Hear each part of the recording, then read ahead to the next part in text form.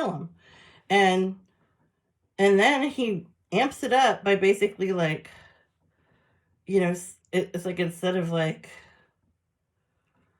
you know, when he comes to out of his episode, like being like, oh my God, what did I do? It's not like that. It's like, he's basically like declared war on David.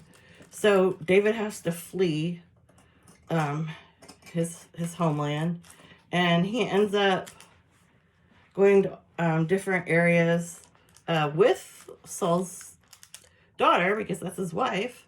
And at one point, ironically, he ends up being in charge of the Philistines, which, if you remember the story, that would be the giant that he killed. That would be like their people. So there's some irony there. And in the long run, because this goes on for years, it ends up, it's good for David because he learns how to deal with all different kinds of groups of people, instead of just like, one group of like where he's from, where everyone's, kind of has the same traditions, the same religion, whatever. And he gets a sort of variety of all different kinds of people. He has to do a lot of like bartering and, just jockeying for position with all these different people. So it's like he actually does end up with some kind of amazing skills as a leader by the time this is all said and done.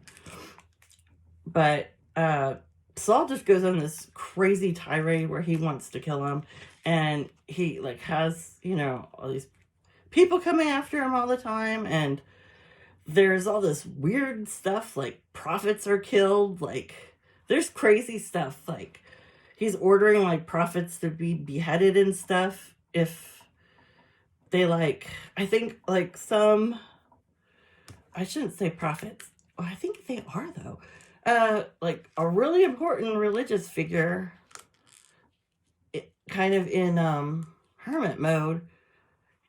David comes and asks for shelter, so this guy gives it to him, and he's basically like, yeah, Saul's trying to kill me, so I need some help. And the guy gives him the